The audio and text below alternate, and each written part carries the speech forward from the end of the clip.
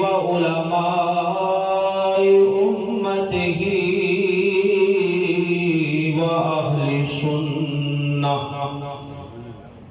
وأهل سنته أجمعين.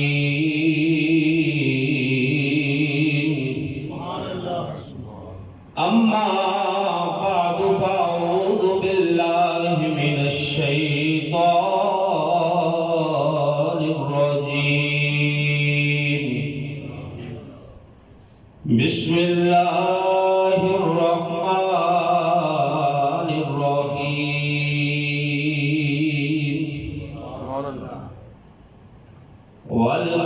والقادمين الغيظ والعافين عن الناس والله يحب المحسنين.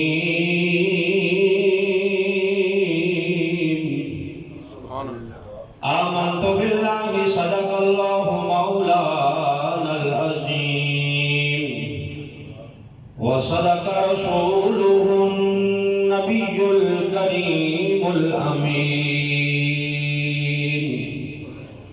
الصلاة والسلام عليك يا رسول الله. یہ درود پاک بھی پڑھتے جائیں گے. جو چھوٹے چھوٹے بچے بیٹھے ہیں یہ باہر چلے جائیں. درود پاک بھی پڑھیں اور ساتھ ہی بالکل چھوٹے چھوٹے جو بچے ہیں ان کو باہر نکال دیں تاکہ بڑے حضرات آگے آ جائیں. الصلاۃ والسلام علیک یا رسول اللہ وعلی آلک واصحابک یا حبیب اللہ. الصلاۃ والسلام علیک یا شفیع المذنبین وعلی آلک واصحابک یا خاتم النبیین. بلند آواز سے مل کے پڑھیں. مولا یا صلی وسلم دائما ابدا حبیبک خیر الخلق كلهم. مولا یا صلی وسلم دائما ابدا على حبیبک خیر الخلق كلهم. محمد سید الکونین والثقلین.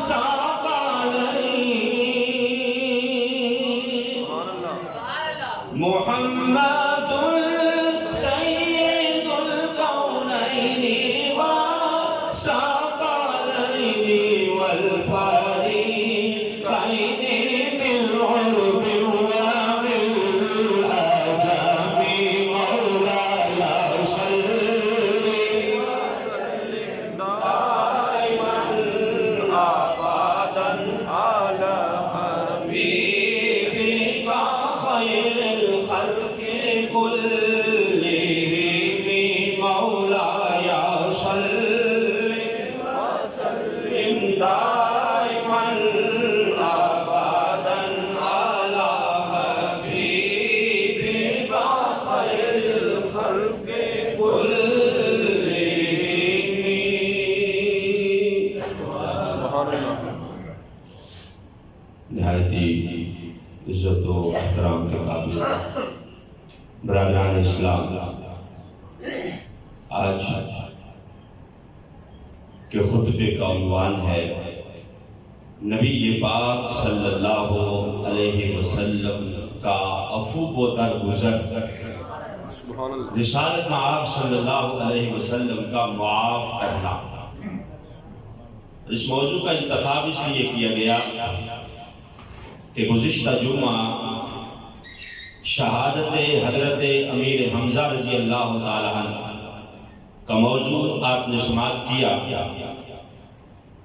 اور اس میں جناب سیدنا امیر حمزہ رضی اللہ تعالیٰ عنہ کو شہید کرنے والے وحشی بن حرب اور حضرت امیر حمزہ کا کلیجہ چبانے والی ہندا یا ہند نامی خاتون، ان دونوں کے ساتھ کیا معاملہ ہوا؟ یہ یقیناً آپ سوچ رہے ہوں گے کہ ان سے نبی پاک صلی اللہ علیہ وسلم نے بدلہ لیا یا انہوں نے بعد میں کلمہ پڑھا۔ تو اسی زمن میں آج انشاءاللہ عزیز ان کا بھی تذکرہ ہوگا، اور نبی پاک کی سیرت طیبہ سے ایسے واقعات عرض کروں گا کہ جس میں نبی پاک صلی اللہ علیہ وسلم نے اپنی جان کے دشمنوں کو بھی معافی کے پروانے عطا فرمائے، جنہوں نے تلوار سر کے اوپر تان لی، رسالت محمد صلی اللہ علیہ وسلم نے ان کے لیے بھی معافی کا اعلان فرما دیا۔ تو غصہ انسان کو آ جانا یہ ایک فطری عمل ہے، یہ فطری چیز ہے کہ انسان کبھی غصے میں ہوتا ہے، کبھی محبت کے جذبات اس کے اندر بھڑک رہے ہوتے ہیں، کبھی وہ نفرت کا اظہار کر رہا ہوتا ہے۔ غصہ آ جانا یہ فطری بات ہے، لیکن غصے میں آپے سے باہر ہو جانا یہ یقیناً بندہ مومن کو زیب نہیں دیتا۔ کیوں؟ نبی پاک صلی اللہ علیہ وسلم سے پوچھا گیا کہ حضور سب سے زیادہ بہادر کون ہے؟ بہادر کون ہے؟ نبی پاک صلی اللہ علیہ وسلم نے فرمایا بہادر وہ نہیں ہے جو مد مقابل کو پچھاڑ دے، میدان میں جو اس کے مد مقابل ہے اس کو پچھاڑ کے رکھ دے، میں وہ بہادر نہیں ہے، بلکہ بہادر وہ ہے کہ جس کو غصہ آیا ہوا ہو، دشمن اس کے سامنے ہو اور یہ بدلہ لے سکتا ہو، اس کے باوجود اسے معافی عطا کر دے، میں یہ سب سے بڑا بہادر ہے۔ نبی پاک میں یہ سب سے بڑا بہادر ہے۔ تو غصہ آ جانا فطری عمل ہے، لیکن اس کو کنٹرول کرنا، یوں سمجھیں کہ گاڑی تیز چلانا یہ کوئی مہارت نہیں ہے، بلکہ گاڑی کو کنٹرول چلانا یہ مہارت ہے۔ گاڑی میں تیز چلانے کی بات ہے تو آپ اگر بچے کو بھی سیٹ پہ بٹھا دیں گے وہ بھی ایکسیلیٹر دبائی جائے گا، جتنی ریس دے گا اتنی گاڑی تیز دوڑتی جائے گی، لیکن مہارت یہ نہیں ہے۔ مہارت یہ ہے کہ تیزی کی حالت میں بھی اس کو کنٹرول میں رکھا جائے، کنٹرول گاڑی چلانا یہ مہارت ہے، ماہر ڈرائیور اسے کہتے ہیں۔ تو غصے میں اپنے آپ کو کنٹرول کرنا یہ مہارت ہے۔ مہارت یہ نہیں ہے کہ بندہ غصے میں آ کے جو مد مقابل ہے اس کی پگڑی بھی اچھال دے اور اس کی جان پہ بھی حملہ کر دے، اس کے مال پہ بھی حملہ کر دے اور اس کو گالیوں کی بوچھاڑ سے اس کا استقبال کرے، یہ مہارت نہیں ہے۔ مہارت یہ ہے کہ غصے میں بھی بندہ اپنے آپ کو کنٹرول رکھے، اور قرآن نے انہی لوگوں کا تذکرہ کرتے ہوئے فرمایا ہے کہ وَالْقَاظِمِينَ الْغَيْظَ، قرآن کہتا ہے مومن وہ ہیں جو غصے کو پی جاتے ہیں، وَالْعَافِينَ عَنِ النَّاسِ، اور لوگوں کو معاف کر دیتے ہیں۔ قرآن کہتا ہے وَاللَّهُ يُحِبُّ الْمُحْسِنِينَ، اور اللہ ہے جو احسان کرنے والوں کو پسند فرماتا ہے۔ اللہ ہے جو احسان کرنے والوں کو پسند فرماتا ہے۔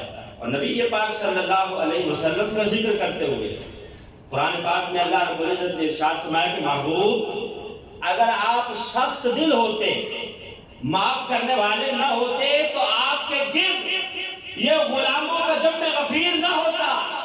یہ جو غلاموں کا جمع غفیر آپ کے گرد ہے کہ جوک در جوک لوگ آپ کی طرف چلے آ رہے ہیں، یہ اسی لیے ہیں کہ آپ کو ہم نے معاف کرنے والی صفتیں عطا کر رکھی ہیں۔ لو كنت فظا غلیظ القلب لانفضوا من حولك، قرآن کہتا ہے پھر کہ جمع غفیر غلاموں کا آپ کے گرد نہ ہوتا۔ نبی پاک صلی اللہ علیہ وسلم کی صفت یہ بھی ہے، قرآن کہتا ہے کہ اللہ نے آپ کو غلاموں کے لیے، امتیوں کے لیے رؤوف الرحیم بنا کے بھیجا ہے۔ تو آپ رحم کرنے والے تو ہیں ہی، لیکن ساتھ آپ معافیاں بھی عطا فرماتے ہیں۔ کس طرح معافی عطا فرماتے ہیں؟ آئیے آپ کی سیرت کے چند واقعات عرض کروں۔ بندہ اپنی جان کو اگر کسی نے کوئی دکھ پہنچایا ہو تو معاف کر دیتا ہے، لیکن اولاد کو اگر کسی نے دکھ پہنچایا ہو تو اولاد کا معاملہ اتنا حساس ہوتا ہے کہ بندہ وہ دکھ برداشت نہیں کرتا۔ جس نے پہنچایا ہو بندہ ہر وقت کہتا ہے کہ وہ میرے سامنے آ جائے تو میں اسے بدلا لوں، کہ اس کی جرت کیسے ہوئی کہ میری بیٹی کے اوپر اس نے حملہ کیا یا میرے بیٹے کے اوپر اس نے حملہ کیا، تو اولاد کے معاملے میں بندہ یہ فکری تقاضا ہے کہ بڑا حساس ہوتا ہے، لیکن نبی یہ پاک صلی اللہ علیہ وسلم ایسے رحمت للعالمین ہیں کہ اپنی ذات کے دشمنوں کو تو معاف کیا ہی ہے، وہ جنہوں نے سرکار کی بیٹی سیدہ زینب کو دکھ پہنچایا، نبی پاک نے اسے بھی معافی عطا فرمائی ہے۔ سیدہ زینب رضی اللہ تعالیٰ عنہ نے جب مکہ سے مدینہ طیبہ ہجرت کا ارادہ کیا کہ میں مدینہ طیبہ ہجرت کر کے جاؤں، تو کفار مکہ کو خبر ہو گئی، بالخصوص ابو سفیان کو پتہ چل گیا کہ نبی پاک صلی اللہ علیہ وسلم کی بیٹی مکہ سے ہجرت کر کے مدینہ جانا چاہتی ہے۔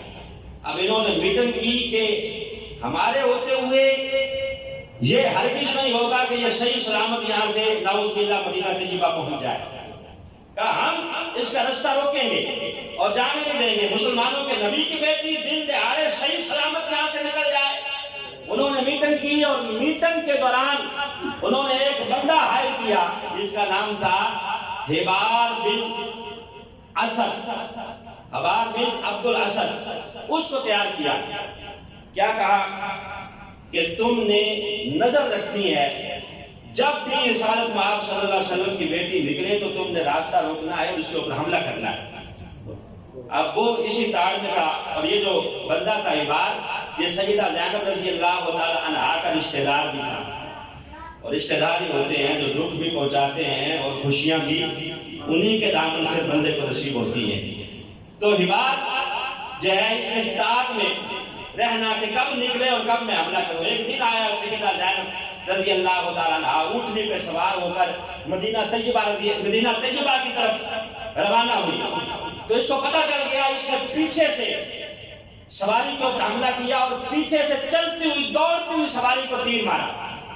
اب سواری ظاہر ہے جو تیزی سے جا رہی ہو، پیچھے سے اگر حملہ ہو تو پھر سواری بھٹکتی ہے، اس کو جب پیچھے سے تیر لگا اونٹنی کو تو اس نے زور سے اچھلنا شروع کیا، بھٹکنا شروع کیا۔ سیدہ زینب رضی اللہ تعالی عنہا اپنے آپ پہ قابو نہ پا سکی، اونٹنی سے نیچے آپ تشریف لے آئی، گر گئی نیچے، اور جیسے ہی آپ نیچے گری تو نیچے ایک بڑی سی چٹان تھی، پتھر، آپ کی ریڑھ کی ہڈی پہ زخم آ گیا۔ اتنی شدت کی تکلیف ہوئی کہ وہ زخم بھرنے نہیں پاتا تھا۔ اللہ کی کرنی یہ کہ آپ حاملہ بھی تھی، جیسے گری وہ حمل بھی ضائع ہو گیا۔ اب سیدہ زینب رضی اللہ تعالیٰ عنہا نبی پاک کی بڑی صاحبزادی ہیں، اس طرح کفار مکہ نے آپ کو جانے سے روک لیا۔ وقت گزرتا گیا، آپ کی شدت میں اضافہ ہوتا گیا، زخم میں۔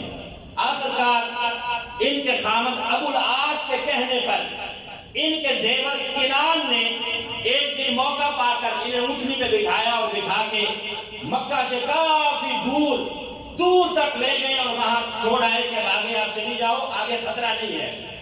آپ وہاں سے نکلی، آگے نبی پاک صلی اللہ علیہ وسلم کو خبر ہو گئی، رسالت میں آپ نے غلاموں کو بھیجا کہ جاؤ میری بیٹی آ رہی ہے، اس کا استقبال کرو اور ساتھ لے آؤ۔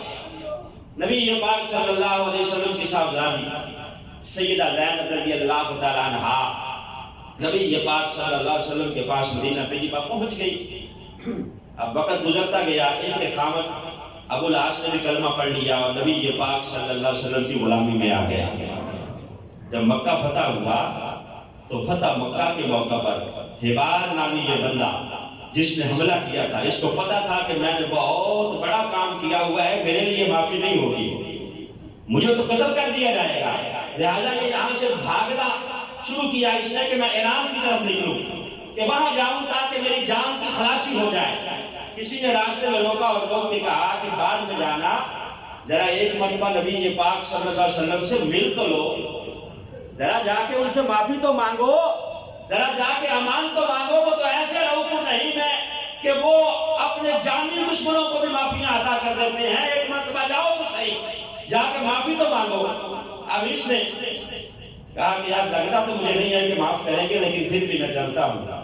یہیں سے یہ واپس پلٹا، نبی پاک صلی اللہ علیہ وسلم تشریف فرما ہے، غلاموں کا جب غفیر ہے، یہ آتا ہے آ کے الامان کی صدائیں لگاتا ہے کہ حضور مجھے معافی عطا کر دی جائے، کلمہ پڑھتا ہے، دائرہ اسلام میں داخل ہوتا ہے۔ نبی پاک صلی اللہ علیہ وسلم نے اسے دیکھا تو رسالت میں آپ صلی اللہ علیہ وسلم کا چہرہ غصے سے ذرا زرد ضرور ہوا، لیکن نبی یہ بات فرمایا جاؤ تم نے کلمہ پڑھ لیا ہے، اللہ کی رضا کے لیے میں نے تمہیں معاف کر دیا ہے، جاؤ اللہ کی رضا کے لیے میں نے تمہیں معافی عطا کر دی ہے۔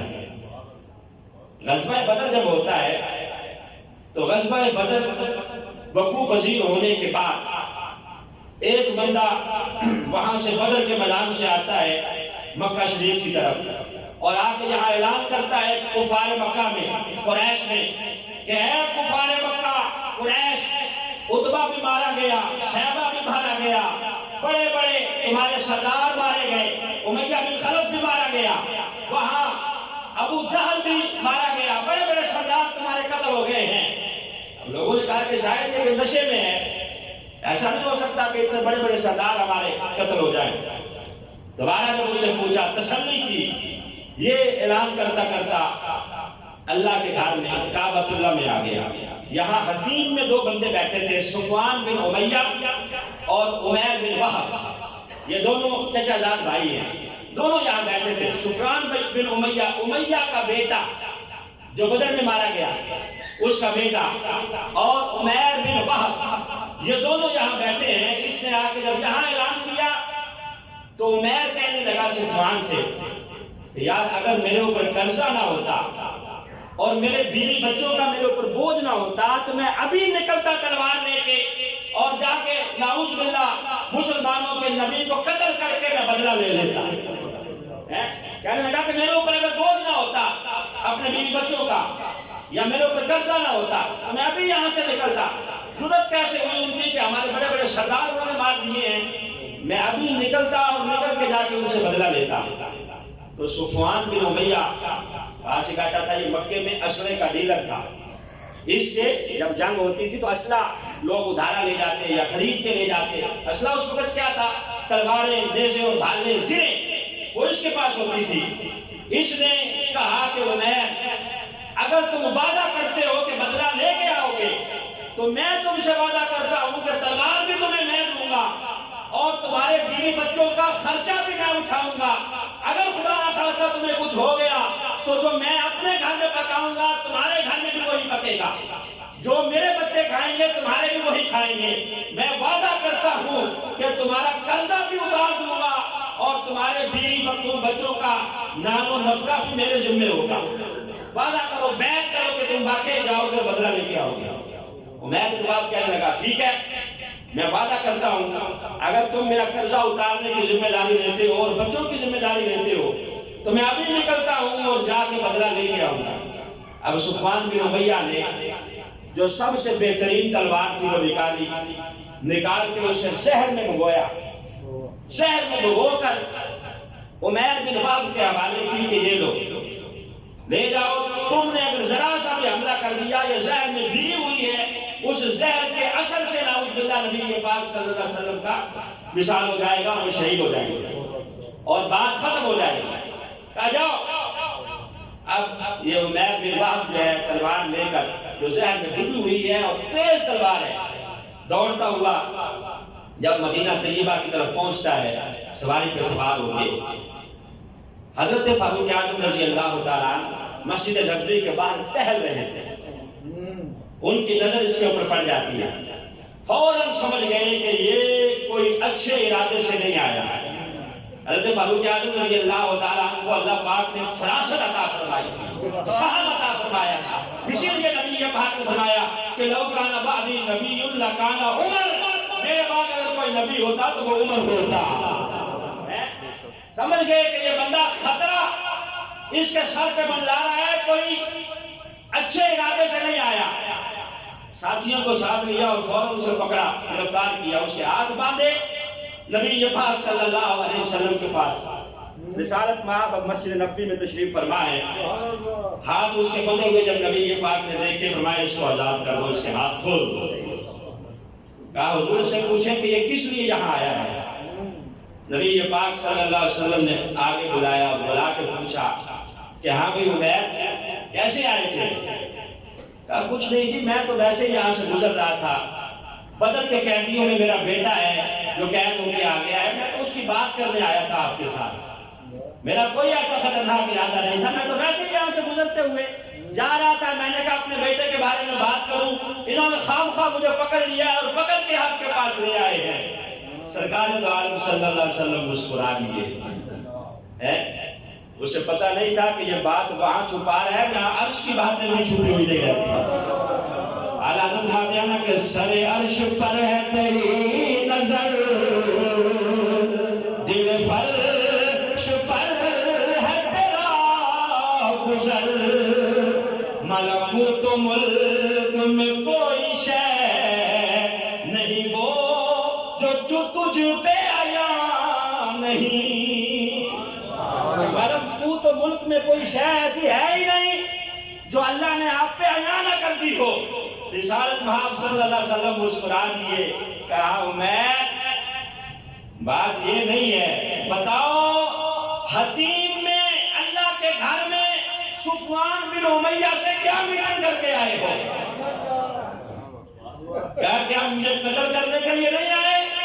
یہ تلوار تمہیں صفوان نے نہیں دی، اسے زہر میں بھگویا ہوا نہیں ہے، وہاں جو تم نے میٹنگ کی ہے اللہ نے مجھے اس کے بارے میں آگاہ کر دیا ہے۔ صفوان بن امیہ جو ہے ہکا بکا رہ گیا، عمیر بن وہب ہکا بکا تھی، یہ تو خبر ہی کسی کو نہیں تھی، یہ تو ہم دونوں کے درمیان راز تھا، یہ تو میں نے کسی کو بتایا ہی نہیں تھا۔ جیسے نبی پاک صلی اللہ علیہ وسلم نے غیب کی خبر دی، اس نے وہ تلوار نیچے رکھی، رسالت محب کے قدموں پہ گرا، فوراً کلمہ پڑھا اور دائرہ اسلام میں داخل ہو گیا۔ سبحان اللہ۔ اور کہنے لگا کہ حضور آپ کو پتہ چل گیا تھا کہ میں آپ کو قتل کرنے کے لیے آیا ہوں، تو پھر مجھے چھوڑا کیوں؟ مجھے قتل کر دیا ہوتا۔ اس کا تقاضا تو یہی تھا کہ آپ مجھے مار دیتے۔ نبی پاک صلی اللہ علیہ وسلم نے فرمایا کہ میں قتل کرنے نہیں آیا بلکہ میں تو معافیاں عطا کرنے آیا ہوں۔ تو ادھر سفیان بن امیہ جو تھا وہ انتظار میں تھا کہ اب خبر آئے گی، اب خبر آئے گی، اور اس نے وہاں اعلان کر رکھا تھا لوگوں میں کہ عنقریب کوئی خوشی کی خبر آنے والی ہے۔ اب خبر کیا پہنچی کہ تمہارے کزن نے، چچا کے بیٹے نے، عمیر بن وہب نے کلمہ پڑھ لیا۔ اب اس نے وہی قسم کھائی، قسم کھا کے کہنے لگا کہ آج کے بعد میں اس سے بات نہیں کروں گا۔ اس نے عہد توڑا ہے، وعدہ خلافی کی ہے۔ گیا کس کام کے لیے تھا اور کر اس نے کیا لیا ہے؟ خیر وقت گزرتا گیا، جب مکہ فتح ہوا، فتح مکہ کے موقع پر جناب عمیر بن وہب رضی اللہ تعالیٰ عنہ نبی پاک کی خدمت میں حاضر ہوئے، عرض کرنے لگے حضور عرض کروں میرے کزن سفیان بن امیہ کو معافی نہیں مل سکتی؟ اس نے برانڈر تو بہت بڑا کیا تھا کہ آپ کو قتل کرنے کے لیے مجھے بھیجا تھا، حضور آپ نے آج عام معافی کا اعلان کر رکھا ہے، تو کیا اس کے لیے معافی نہیں ہے؟ نبی پاک صلی اللہ علیہ وسلم نے لا تثریب علیکم اليوم، فتح مکہ کے موقع پہ عام معافی کا اعلان کیا، لیکن ساتھ ہی ساتھ 8 بندے ایسے تھے جن کے بارے میں اعلان کیا کہ ان کو معافی نہیں ہے، یہ اگر اللہ کے گھر کے جو پردے ہیں، جو غلاف ہیں، اس میں بھی چھپ جائیں گے، وہاں سے نکال کے بھی ان کو مارا جائے گا، وہاں سے نکال کے ان کو قتل کر دیا جائے گا۔ انہی میں سے ایک یہ سفیان بن امیہ بھی تھا، اس کے لیے نبی پاک صلی اللہ علیہ وسلم نے اعلان کر رکھا تھا کہ اس کی سزا سزائے موت ہے، اس کو نہیں چھوڑا جائے گا۔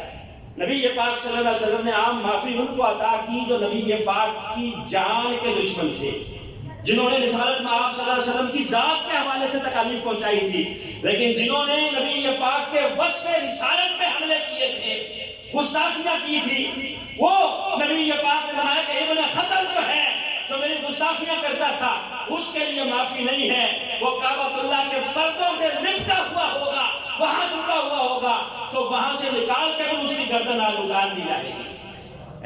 تو 8 بندے اور 3 عورتوں کے بارے میں اعلان تھا کہ ان کے لیے معافی نہیں ہے۔ تو عمیر بن وہب کہنے لگے حضور معافی عطا کر دیں۔ کہا عمیر اگر تو لے کے آیا ہے سفارش تو جا، ہم نے معاف کر دیا۔ کہا حضور معاف تو کر دیا لیکن اس کو یقین کس طرح آئے گا، وہ نہیں مانے گا۔ نبی پاک نے اپنے سر سے اپنی دستار اتاری، کہا یہ لے جاؤ، جا کے اس کو دکھا دینا۔ کہا یہ میری پگڑی پگڑی لے جاؤ اس کو دکھا دینا کہ یہ رسالت آپ صلی اللہ علیہ وسلم نے بھیجی ہے اور تمہارے لیے عام معافی کا اعلان ہے۔ اب یہ عمیر بن وہب یہاں سے نکلتا ہے، پتہ چلا کہ وہ مکے سے نکلتے نکلتے جدے کے قریب پہنچ گیا اور یمن بھاگنا چاہتا ہے، کیونکہ معافی نہیں ہے، اس کے لیے اعلان ہوا ہے۔ اب پیچھے ہی انہوں نے تعاقب کیا، جا کے جدے کے قریب ان کو روکا، روک کے کہا ٹھہر جاؤ صفوان بن امیہ میری بات سنو۔ اس نے قسم کھائی ہوئی تھی کہ تیرے ساتھ بات نہیں کروں گا، کہا جا تیرے ساتھ کوئی بات نہیں ہوگی، تو نے عہد توڑا ہے۔ کہا یار بات تو سن لو۔ جب بار بار حضرت عمیر بن وہب نے کہا تو اس نے کہا بتا کیا بات ہے۔ حضرت عمیر بن وہب نے کہا کہ یار میں نے تیری بات کی ہے نبی پاک صلی اللہ علیہ وسلم سے، انہوں نے تیرے لیے بھی عام معافی کا اعلان کر دیا ہے۔ کہا یار مجھے یقین نہیں آتا۔ کہا کیوں؟ کہا ابھی تو میں جب مکہ فتح ہو رہا تھا تو فتح مکہ کے دوران بھی میں کافروں کی طرف سے لڑ رہا تھا، میں نے رستہ روکا ہے ان کا۔ کچھ لوگ وہ تھے کہ جنہوں نے مکہ جب نبی پاک تشریف لا رہے تھے تب بھی رستہ روکا تھا۔ کہا میرے لیے کس طرح معافی کا اعلان ہو سکتا ہے؟ کہا یہ پگڑی دیکھ لو نبی پاک نے بھیجی ہے، یہ نشانی کے طور پہ بھیجی ہے۔ کہا یار یقین نہیں آتا۔ کہا سنو، جن کے بارے میں تو پتہ نہیں کیا سوچ رہا ہے، ان کی شان یہ ہے کہ ہوا اجود الناس، ہوا احمر الناس، ہوا خیر الناس، ہوا اجود الناس۔ وہ ہیں کہ جو سب سے زیادہ معافیاں عطا کرنے والے ہیں، سب سے زیادہ رحم دل بھی ہیں، اور لوگوں میں اللہ نے انہیں سب سے زیادہ شان عطا کر رکھی ہیں۔ نعرہ تکبیر، نعرہ رسالت، نعرہ رسالت، نعرہ تحقیق۔ ہوا خیر الناس۔ کہا آؤ تو صحیح۔ کہا چلو اگر تم کہتے ہو کہ چل پڑتے ہیں۔ اب آگئے نبی پاک صلی اللہ علیہ وسلم کے پاس، رسالت میں آپ تشریف فرما ہے۔ حضرت عمیر بن وہب نے کہا کہ حضور صفوان بن امیہ آ گیا ہے۔ اس نے دور ہی کھڑے ہو کر کہا کہ جناب ٹھیک ہے مجھے امان مل گئی ہے لیکن کلمہ میں نہیں پڑھوں گا۔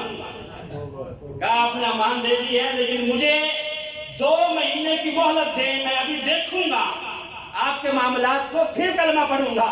نبی پاک صلی اللہ علیہ وسلم نے میں تو کلمہ پڑھ یا نہ پڑھ، ہم نے تجھے امان دے دی ہے، ہماری زبان سے نکل گیا ہے، تو کلمہ پڑھے گا تب بھی تیرے لیے امان ہے، نہیں پڑھے گا تب بھی تیرے لیے امان ہے۔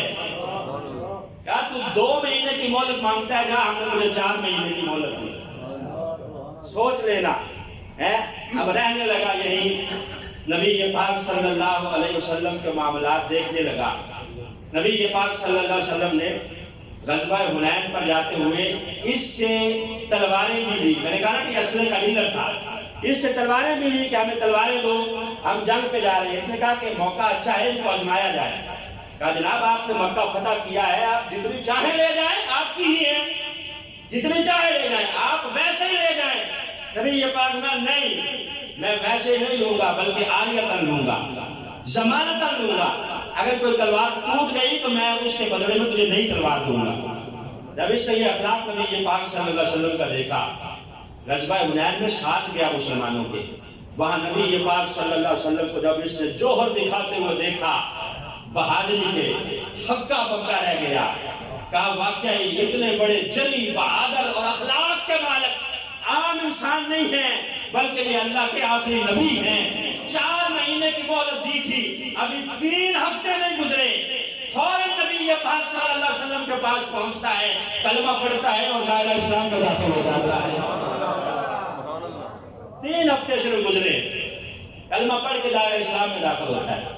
نبی پاک صلی اللہ علیہ وسلم نے تو خیبر کی اس یہودیہ کو بھی معافی عطا کر دی تھی جس نے نبی پاک صلی اللہ علیہ وسلم کو زہر دیا تھا۔ تاریخ میں آتا ہے کہ نبی پاک کا جو وصال ہوا ہے یہ اسی زہر کے اثر کی وجہ سے ہوا ہے۔ وہ جو خیبر کی یہودیہ نے آپ کو زہر دیا تھا، جب پتہ چل گیا کہ فلاں یہودی خاتون ہے، آتی ہے آ کے امان مانگتی ہے، معافی مانگتی ہے، نبی پاک نے جا تجھے معاف کیا۔ طائف کے بازاروں میں نبی پاک صلی اللہ علیہ وسلم پہ پتھر برسائے گئے۔ طائف میں نبی پاک صلی اللہ علیہ وسلم کے رشتہ دار رہتے تھے جو والدہ کی طرف سے رشتہ دار تھے۔ نبی پاک صلی اللہ علیہ وسلم وہاں گئے کہ ان کو تبلیغ کی جائے، انہیں سمجھایا جائے۔ وہاں جاتے ہیں، وہاں کے اباس لڑکے آپ کے پیچھے لگا دیے جاتے ہیں۔ سیدہ عائشہ رضی اللہ عنہا ایک دن بیٹھی ہے، پوچھا گیا حضور آپ کی زندگی کے سب سے کٹھن دن کون سے تھے؟ نبی پاک نے فرمایا کہ 9 سال گزر گئے ہیں، طائف میں جو مجھے تکلیفیں دی گئی تھی وہ آج تک مجھے نہیں بھولی، کہ آپ کے پاؤں مبارک زخمی تھے، خون بہ رہا تھا۔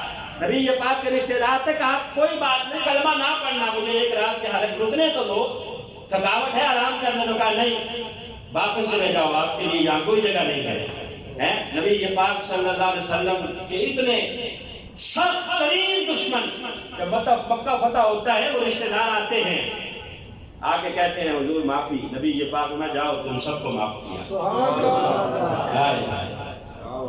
نبی یہ پاک صلی اللہ علیہ وسلم تشریف فرمائے، صحابہ بھی تشریف فرمائے۔ ایک بدو آتا ہے، دیہاتی آدمی جسے ہم پنجابی میں پینڈو کہہ لیں، وہ آ کے کیا کرتا ہے، اپنی چادر رسالت مآب صلی اللہ علیہ وسلم کے گلے میں یوں ڈال کے نا کھینچنا شروع کر دیتا ہے۔ صحابہ پاس کھڑے ہیں، غصے میں آ جاتے ہیں کہ اس کو پکڑے روکے، نبی پاک میں ٹھہر جاؤ، مجھے اس سے بات کرنے دو، یہ کہتا کیا ہے ذرا سنو تو صحیح۔ کہا یار کیا بات ہے تجھے بتا۔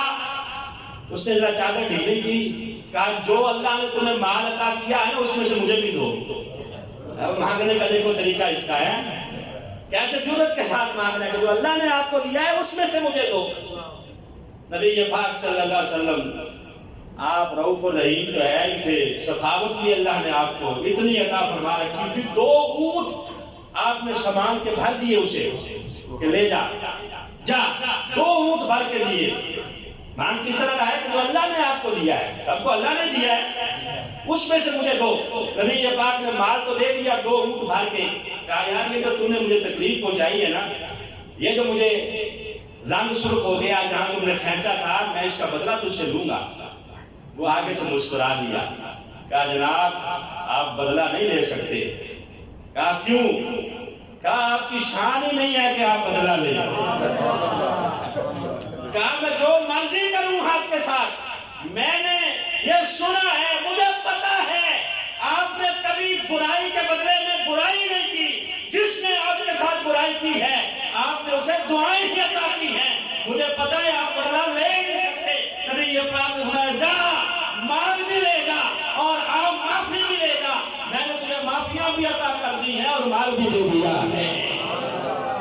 مصطفیٰ کے کرم کی نہیں انتہا، آئے دشمن تو دیتے ہیں چادر بچھا، گالیاں سن کے دیتے ہیں آقا دعا، میرے آقا کی عادت پہ لاکھوں سلام۔ حضور یہ آپ کی شان ہی نہیں ہے کہ آپ بدلہ لیں۔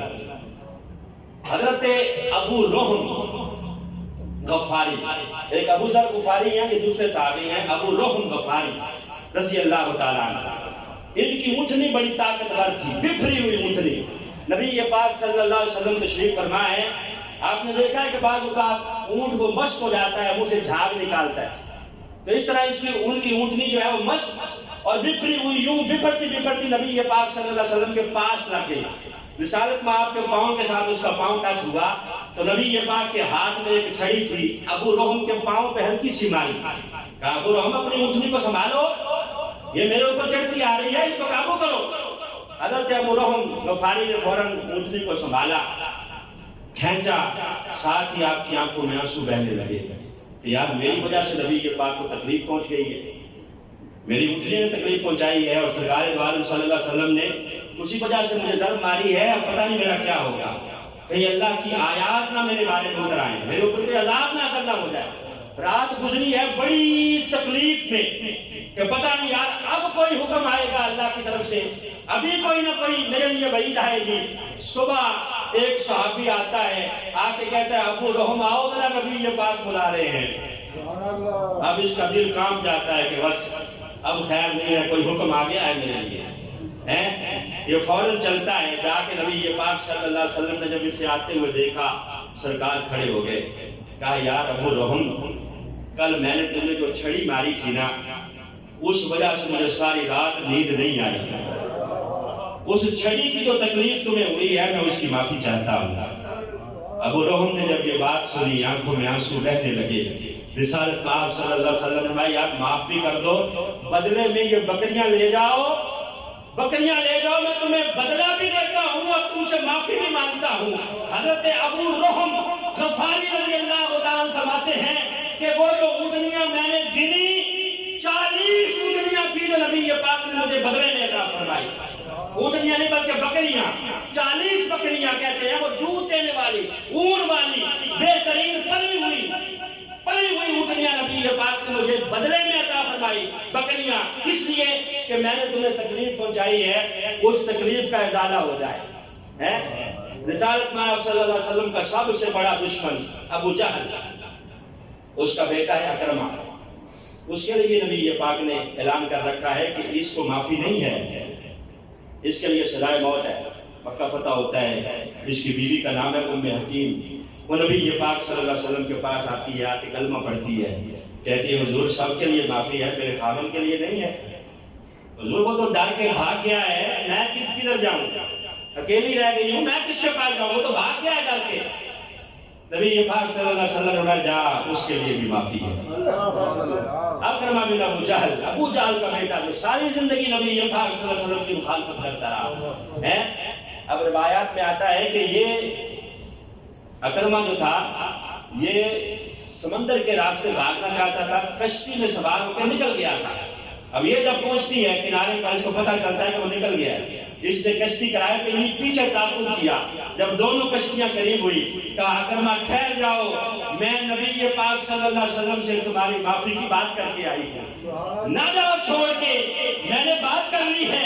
وہ آقا ایسے ہیں دشمنوں کو معافی عطا کرتے ہیں، آؤ تو صحیح، میں بات کر کے آئی ہوں۔ اکرمہ بات سن کے اپنی بیوی کی آتا ہے، جب سواری پہ سوار نبی پاک صلی اللہ علیہ وسلم کو نظر آتا ہے تو سرکار کھڑے ہو جاتے ہیں، کہتے ہیں اے مہاجر سواری پر آنے والے آجا، تیرا آنا مبارک ہو، کہتے ہیں آجا، ہم نے تجھے معاف کر دیا۔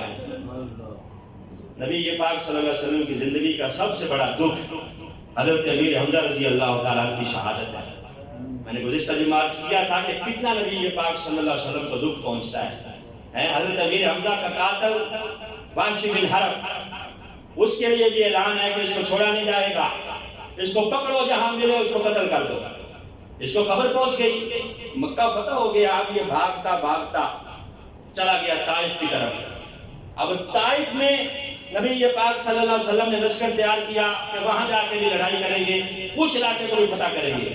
اس کو جب خبر پہنچی کہ اب تو یہاں بھی حملہ ہونے والا ہے، میری تو خیر نہیں ہے، کسی نے کہا کہ بھائی بچنے کا ایک ہی طریقہ ہے، نبی پاک صلی اللہ علیہ وسلم کے پاس چلے جاؤ، وہ تمہیں معاف کر دیں گے۔ کہنے لگا یار مجھے معاف نہیں کریں گے، میرے لیے تو اعلان ہے، میں تو اگر جاؤں گا تو مجھے تو کوئی راستے میں ہی مار دے گا، میرے لیے تو اعلان کیا ہوا ہے کہ اس کو جہاں بھی ملے اس کو مار دیا جائے۔